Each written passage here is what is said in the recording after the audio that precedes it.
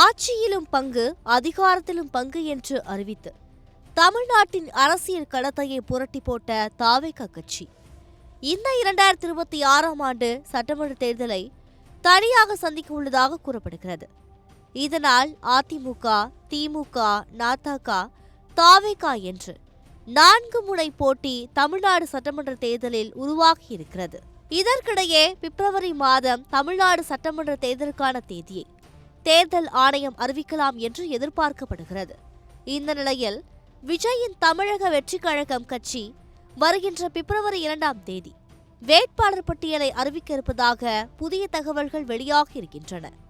கட்சியின் 3ஆம் ஆண்டு தொடக்க விழா பிப்ரவரி 3ஆம் தேதி கொண்டாடப்பட இருப்பதாகவும் அன்று தலைவர் விஜய் முதல்கட்ட வேட்பாளர் பட்டியலை வெளியிட இருப்பதாகவும் தகவல்கள் அடிபடுகின்றன. விசில் சின்னத்தை பொது சின்னமாக தேர்தல் ஆணையம் தாவேகா கட்சிக்கு ஒதுக்கி இருக்கிறது. சட்டமன்ற தேர்தலை ஒட்டி அக்கட்சியின் தலைவர் விஜய் அடுத்த வாரம் மீண்டும் தனது தேர்தல் சுற்றுப்பயணத்தை தொடங்க இருக்கிறார் என்பது குறிப்பிடத்தக்கது.